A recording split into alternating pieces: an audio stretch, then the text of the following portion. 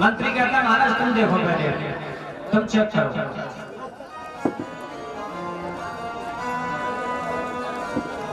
हिरण्यकश्यप ने कहा नहीं देखो, इसी में से लिया है। अब मंत्री ने एक बूंद जैसे उठा करके होठ पर लगाई, से वो तो राम नाम शब्द है, वो मर गया।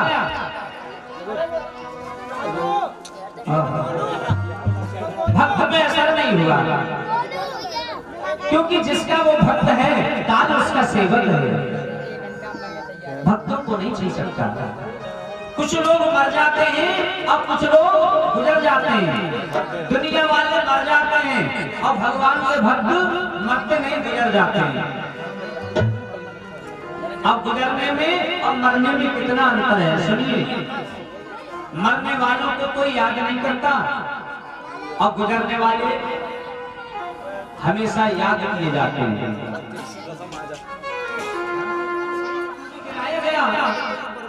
हाथियों के नीचे डाला गया, नागों से डसवाया गया, लेकिन कोई असर नहीं हुआ। जिसका नाम है सिंह का, हिरण्यकश्यप की बहन है। कथा बहुत लंबी है, बहुत समय की है, लेकिन हमारे पास थोड़ा समय का अभाव है बंधु, क्योंकि हमें आज दशम स्कंद में पहुंचना है। बाकी बिहारी का अवतार दशम स्कंद में है, इसीलिए विस्तार से कथा न सुना करके आई, मैं आपको संक्षेप में सुना रहा हूं। वो सिंह का आ जाता है, हिरण्यकश्यप का तुम्हारा भतीजा विरुद्ध चल रहा है, समझा दीजिए इसको। काम में समझा दीजिए, गोदी में लेकर के समझा कर कहती है बेटा, जिस राम का तू नाम लेता है उसने तुम्हारे चाचा को मार दिया। प्रहलाद ने कहा बुआ तुम्हें ये नहीं पता। कहने लगे आज तू राम को दुश्मनों बताए रही, जिसने चाचा संहारो है, जिसने चाचा संहारो।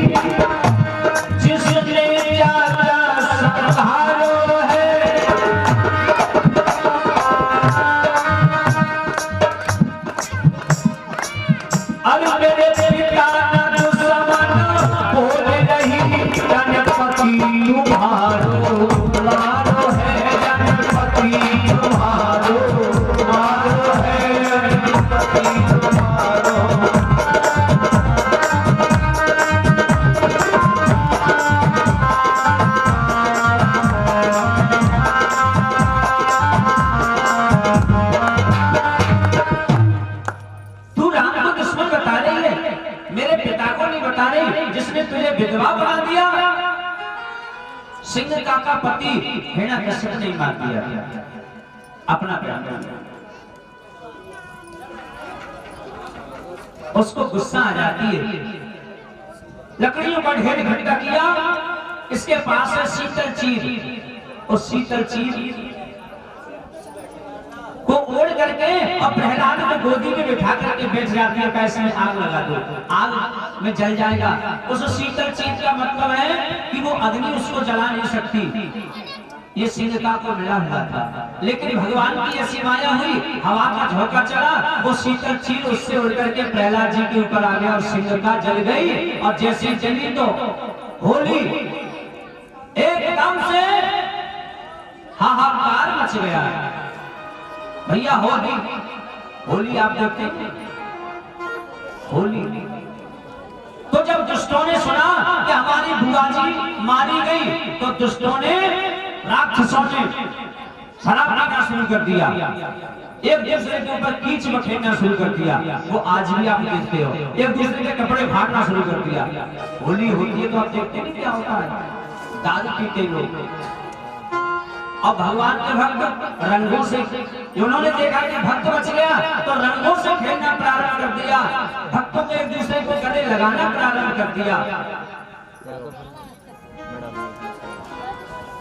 और होली का मतलब क्या है जानते हैं? होली, होली, होली का मतलब गले मिलते भैया जो होली सो होली कहते पीछे जो होली सो होली। अब खत्म करो, गले मिल लो। होली का मतलब ये है कि होली सो अब खत्म करो, गले मिल लो। तो आज नहीं सोता हो। श्री सुखदेव जी महाराज कहते हैं कि हे राजा परीक्षित, आज हिरण्यकश्यप को क्रोध आ गया। उसने कहा बोल तेरा भगवान कहाँ है? उसने कहा हर जगह मौजूद है पर नजर आता नहीं। हर जगह है, हर जगह है। तो क्या इस खंबे में भी भगवान है? तो बंधुओं एक बात बताएं, भगवान सब जगह और कहीं नहीं है। हर कण कण में बसा भगवान है, लेकिन कब? जब तुम्हारा भाव हो तब। पानी तो हर जगह, जहां आप बैठे वहां भी पानी है,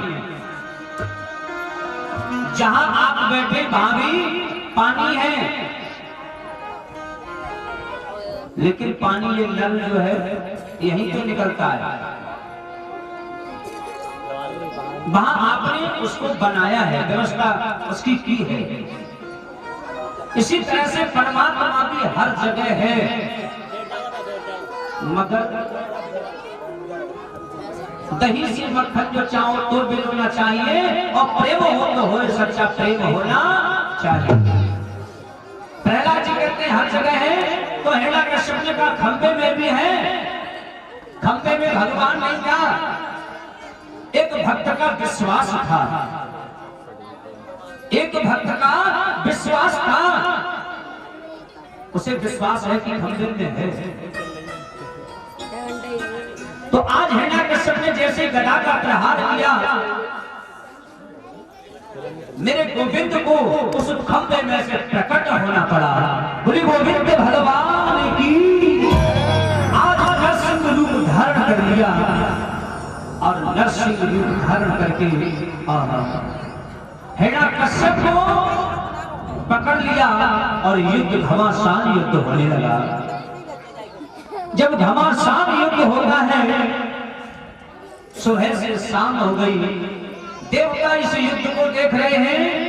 देवताओं ने कहा अंधेरे में राक्षस की शक्ति और बढ़ जाएगी, जल्दी मारो। भगवान कहते हैं कि अभी जब समय संध्या का समय जैसे आया, पकड़ लिया उसको, और टहली जहां दरवाजा होता है, टहली पर लेकर के उसको गोदी में बैठ जाते हैं। कहा रे दुष्ट, जो तूने वरदान मांगा था कि न नर से मारा जाऊं, न सिंह से मारा जाऊं, न तीर से मारा जाऊं, न तलवार से मारा जाऊं, तो देख ना मैं सिंह हूं और ना मैं नर हूं। नीचे से इंसान का रूप है और मुंह शेर का है। तुझे तीर से नहीं मारूंगा, तलवार से नहीं मारूंगा, तेरा नाखूनों से पेट फाड़ूंगा। तुझे ऊपर नहीं मारूंगा, तुझे नीचे नहीं मारूंगा, बीच में मारूंगा। तुझे बाहर नहीं मारूंगा, तुझे भीतर नहीं मारूंगा, दरवाजे के बीच में मारूंगा। देख रहे समय ना दिन है ना रात है, संध्या का समय है, कोई महीना भी नहीं है। ये जो लौंडवा महीना है ना, भगवान ने उसी समय बनाया था। एक्स्ट्रा जिसको कहते हैं मधुमास, अधिक मास, अभी गया ना अधिक मास, 2 क्वार थे ना, पहले क्वार में कनागत हो गए और नवरात्र इस समय चल रहे। कहा कि मैंने जो वरदान मांगा उसमें कोई कमी तो नहीं है। ऐसा कह करके भगवान ने उस हिरण्यकश्यप का पेट फाड़ दिया और उस हिरण्यकश्यप को मार दिया। बोले गोविंद भगवान की जय, बोले नरसिंह भगवान की जय। जाओ देखो जल्दी, वहीं पे खड़ा हो जी। अरे ला रहा हुआ हिरण्यकश्यप, अरे ला रहा हुआ मारा जाता है। भगवान बहुत गुस्से में, ब्रह्मा जी आए, परिक्रमा की, कहा महाराज क्रोध शांत कर लीजिए। नहीं क्रोध शांत होता है। शंकर जी आए परिक्रमा की, कहा महाराज क्रोध शांत कर लीजिए, नहीं क्रोध शांत नहीं हुआ। लक्ष्मी जी को भेज दिया कि भाई ये इनकी पत्नी है, क्रोध शांत कर लेंगी। जैसे पत्नी लक्ष्मी जी आई, लक्ष्मी जी ने देखा, उन्हें क्या पता था कि यहाँ शेर बने बैठे हैं। और जैसे नरसिंह भगवान ने घुर तो लक्ष्मी जी भागी, अपने बस की बात नहीं है। प्रहलाद जी को आगे किया गया, प्रहलाद ने स्थिति की। श्री सुखदेव जी कहते हैं श्री नन्हे से बालक की स्थिति को सुन करके, जैसे गाय अपने बछड़े से प्रेम करती है, चाटती है, इसी तरह से उस प्रहलाद से प्रेम करने लगे। भगवान ने कहा कि वरदान मांगा है प्रहलाद से। कहा महाराज मैं यही चाहता हूँ मेरे पिता की मुक्ति हो। कहा कि तेरे पिता की मुक्ति होगी, इस पिता की छोड़ो, जिस कुल में तेरे जैसा पुत्र पैदा हो जाए, एक कुल की नहीं 7 कुल भी मुक्त हो जाए, 7 पीढ़ियां भी मुक्त हो जाती हैं।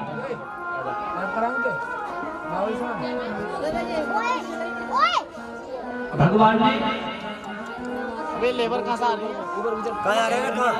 उस हिरण्यकश्यप का रथ एक घूलर के पाप में रख दिया।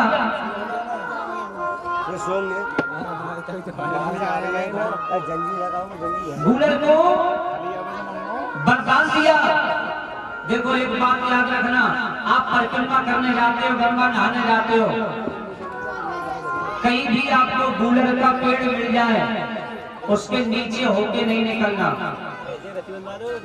नरसिंह भगवान ने कह दिया है कि जो भी पुण्य करके आदमी तेरे नीचे होके निकल जाएगा तो उसका आधा फल तुझे मिल जाएगा। महाराज उधर जाके बैठे, आधा फल तुझे मिल जाएगा। लेकिन अक्सर ऐसा कहीं आपको मालूम पड़ जाए कि परिक्रमा मार्ग में घूलर का पेड़ है, वहां होकर निकलना जरूरी है, तो आप नरसिंह भगवान का नाम ले लीजिए, कोई प्रभाव आप पर पड़ने वाला नहीं है। बोले नरसिंह भगवान की जय, जय श्री राम। अष्टम स्कंद में बलि चरित्र की कथा आती है। अष्टम स्कंद में बलि चरित्र की कथा बड़ी सुंदर है। माता अदिति ने प्रार्थना की कि मेरे देवता जो पुत्र हैं वो मारे मारे फिर रहे हैं, किसी तरह से और इनको राज्य मिलना चाहिए। सो माता अदिति के यहाँ पर भगवान की कृपा से कुल समान व्रत करने के बाद और उनके यहाँ पर एक पुत्र कपिल भगवान वामन भगवान का अवतार हुआ।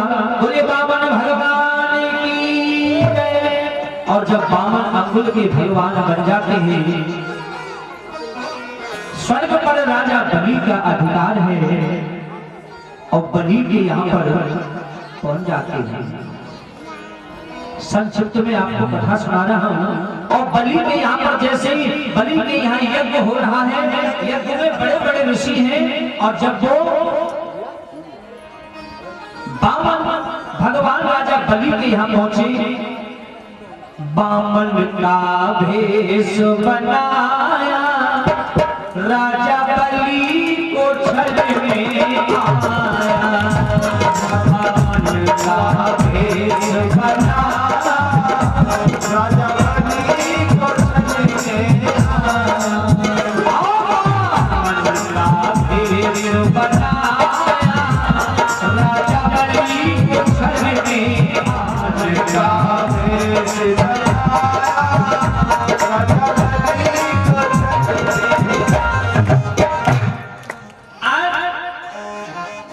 जैसे यज्ञ चल रहा है, राजा बलि का बड़ा सुंदर बालक, जिसको देख करके बलि मोहित हो जाते हैं। वामन भगवान से कहते आइए आइए बैठिए। ब्राह्मण कुमार आप बड़े सुंदर हैं, आप क्या चाहते हैं, आपकी कोई इच्छा है? बामन भगवान ने कहा हमें किसी चीज की जरूरत नहीं है।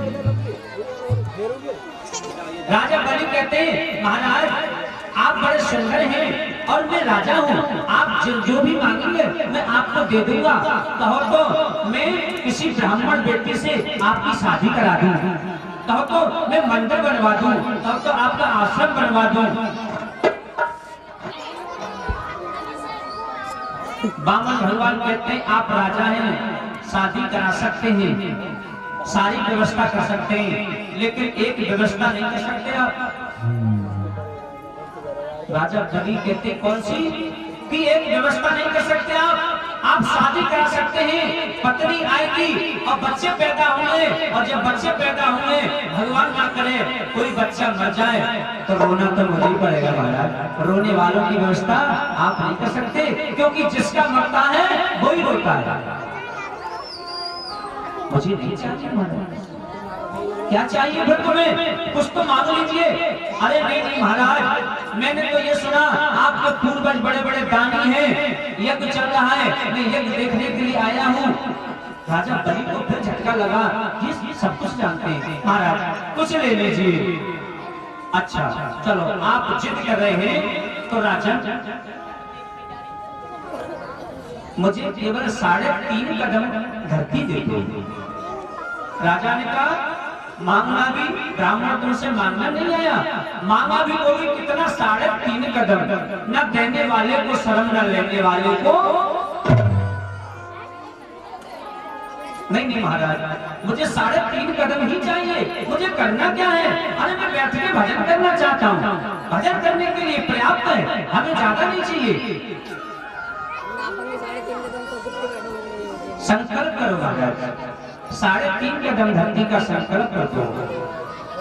बगैर संकल्प के मैं नहीं लेता कोई भी। राजा बलि जैसे संकल्प करने के लिए चले तो गुरु शुक्राचार्य ने ध्यान करके देखा आखिर ये क्या है। गुरु शुक्राचार्य जान गए, समझ गए और राजा का हाथ रोक दिया। राजा ठहर जा, तेरे साथ में छल हो रहा है, रुक, एक काम कर। अनुमत देता न जमी को राजा बलि, अनुमत देता न जमी को राजा बलि।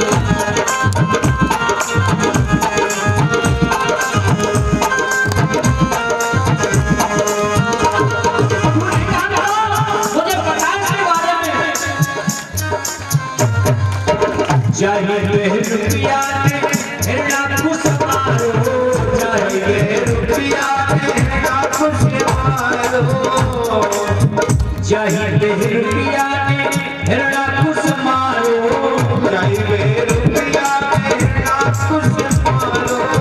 बने किसी भगवती को राजा बलि, बसंत जान जमी को राजा बलि, बसंत जान जमी को राजा बलि।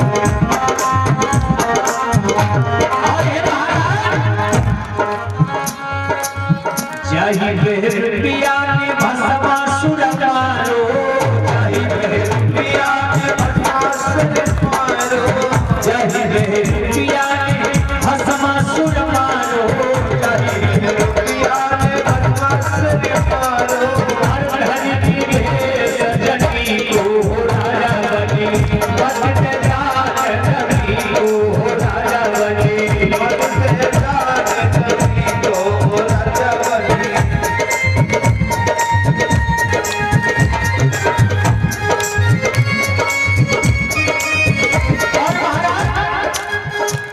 मुझे आगे भी आभास हो रहा है आगे क्या करने वाला है।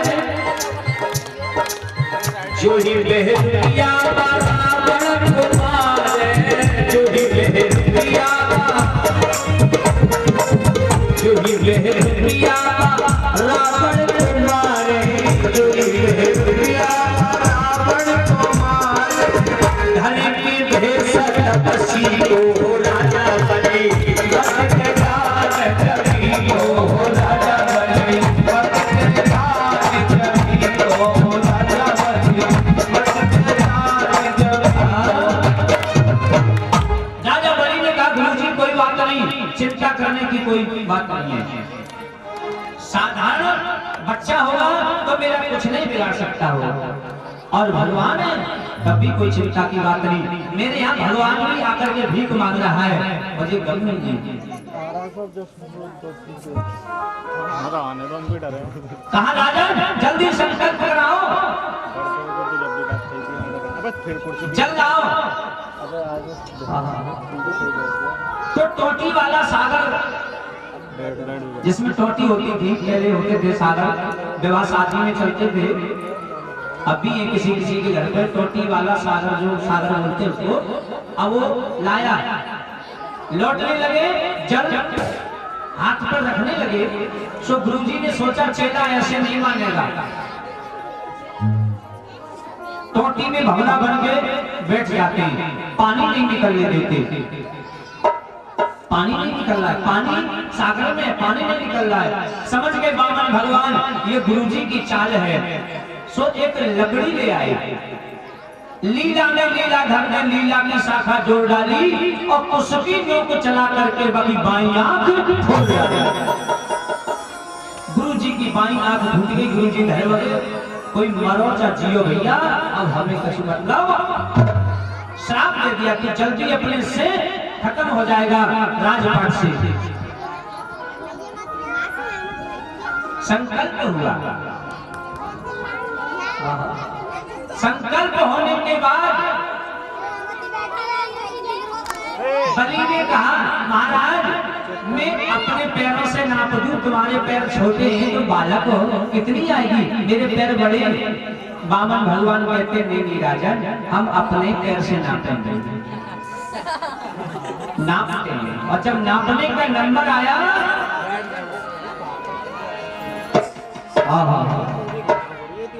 ओ सब स्वरूप की छाया ने अरे सूरज के झांक डाले।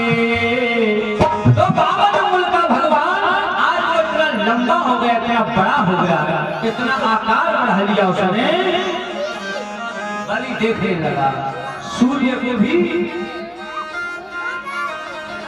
उस स्वरूप की छाया ने सूरज के ऐसा झांक डाले। और 3 कदम की नाप में बगचियों लोग नाप डाले।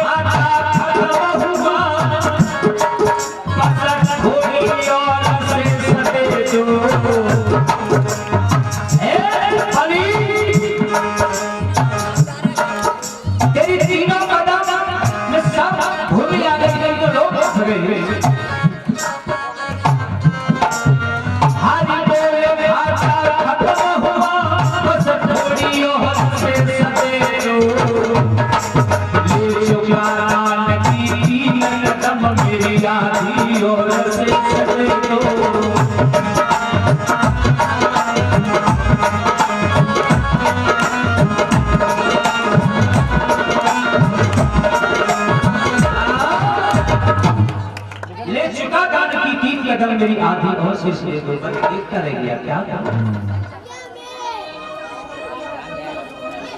एक चरण का अंगूठा सीधे पैर का अंगूठा स्वर्ग में पहुंच जाता है। ब्रह्मा जी ने उस अंगूठे को ढोकर के कमंडल में रख लिया। आगे चल करके यही गंगा जी के रूप में इस भूतल पर प्रकट हुई। विष्णु भगवान के चरण से निकली गंगा, इसलिए इसका नाम एक विष्णुपदी भी है। चक्कर में है, कहाँ रखूं बताइए, आधी कदम और बाकी है। बलि कहता है महाराज चिंता न करो, मेरी पत्नी और मैं दोनों पीठ नवाएंगे, उस पर आप रख लेना अपना कदम। कहीं कहीं तो ऐसा ही बताते हैं कि जब आधी कदम पूरी नहीं हुई तो बलि और बलि की पत्नी विंध्यावली हरियल का रूप रख करके और भाग जाते हैं। हरियल पक्षी देखा है आपने? हरियल देखा होगा। हरियल का रूप रख करके भाग जाते हैं। जितने में उन दोनों को ढूंढा गया उतने में काफी समय हो गया। वहां उनके बच्चे पैदा हुए, आ तो गए, लेकिन आज भी आप हरियल को देखोगे तो उसे पता है कि हमारे बड़े बूढ़ों ने इस पृथ्वी का त्याग कर दिया है। तो हरियल कभी आज भी जमीन पर नहीं आता है। हरियल आज भी जमीन पर नहीं आता है। पानी पीने के लिए जब वो आएगा तो पैर में लकड़ी भी लेकर के,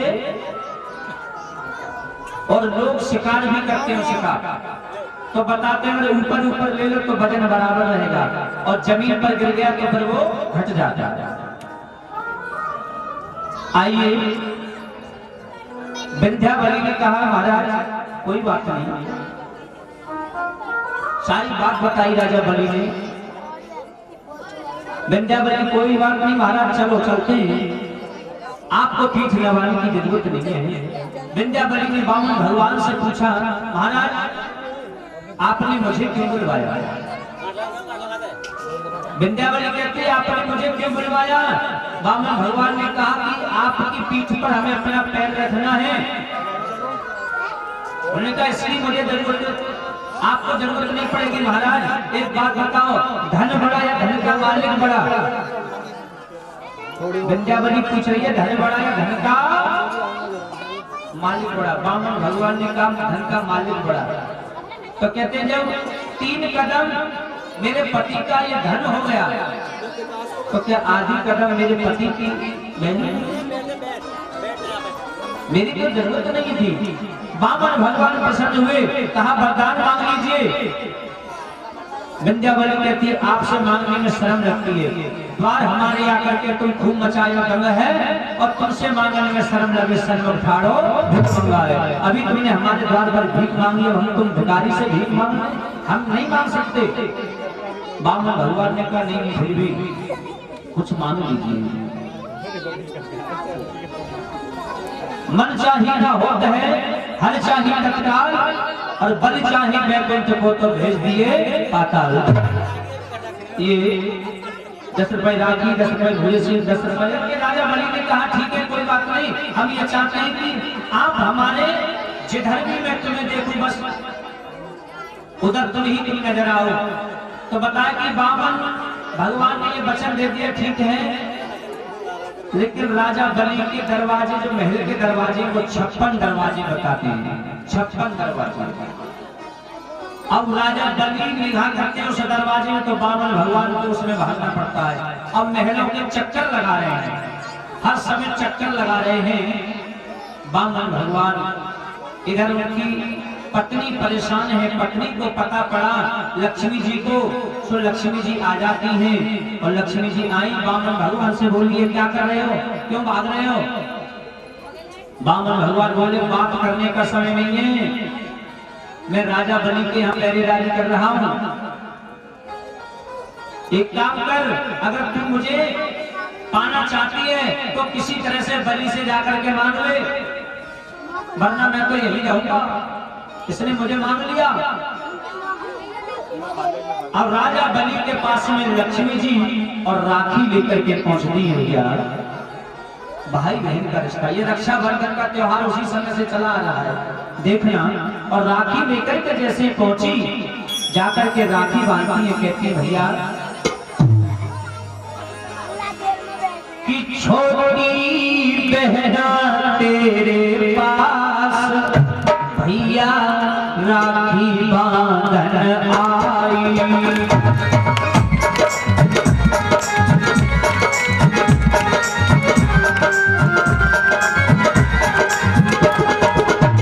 राखी बांधन आई भैया राखी बांधन आई, राखी बांधन आई, हाँ राखी बांधन आई। छोटी बहना तेरे पास भैया राखी बांधन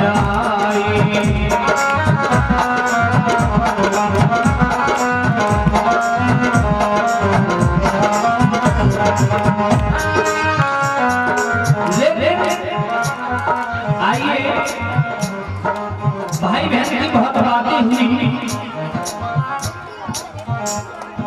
लास्ट में बलि ने कहा कि बता बहन तू क्या चाहती है।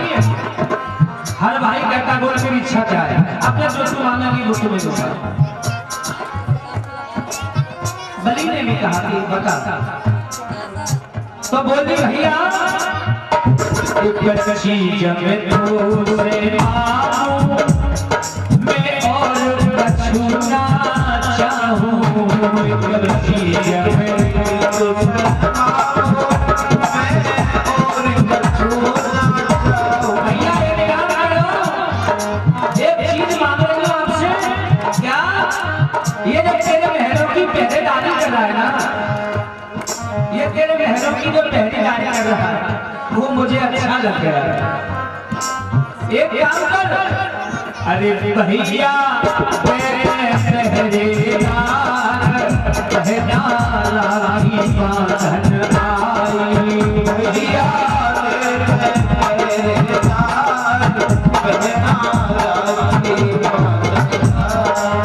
छोटी बहना तेरे पास भैया राखी बांधन आई।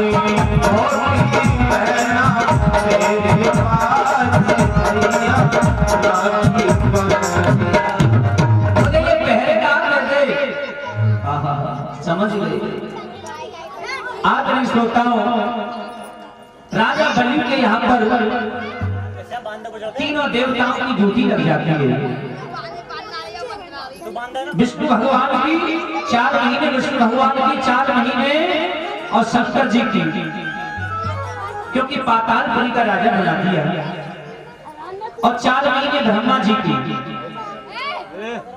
आप देखते हो सर्दी के दिनों में भोलेनाथ की ड्यूटी होती है राजा बलि के यहाँ पर। भोलेनाथ का धूना चैतन्य होता है।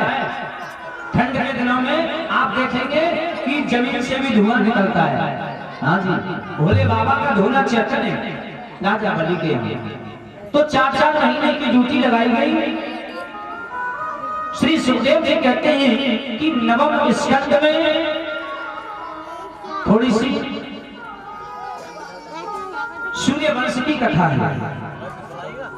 सूर्यवंश, आइए थोड़ा सा संक्षिप्त में आपको सूर्यवंश सुना रहा हूँ। वैसे राम कथा 9 दिन की है, क्योंकि जब तक राम का अवतार नहीं होगा तब तक श्याम का अवतार भी नहीं होगा। और शुरू हो रही है राम कहानी, शुरू हो रही है राम कहानी, शुरू हो रही है राम कहानी, शुरू हो रही है राम कहानी।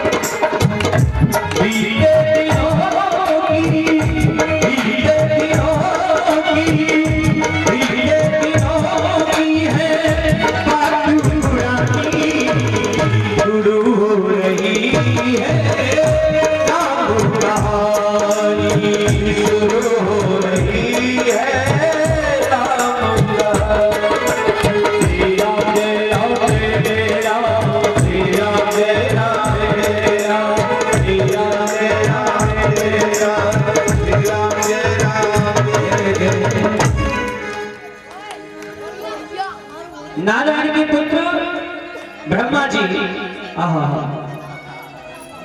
और ब्रह्मा जी के मरीचि और मरीचि के कश्यप, कश्यप के सूरज हुए। सूरज का नाम व्यवस्मान, जिसे व्यवस्थ मनु ही कहते हैं। उन्हीं के वंश में राजा नभग हुए, और नभग के नाभा और भैया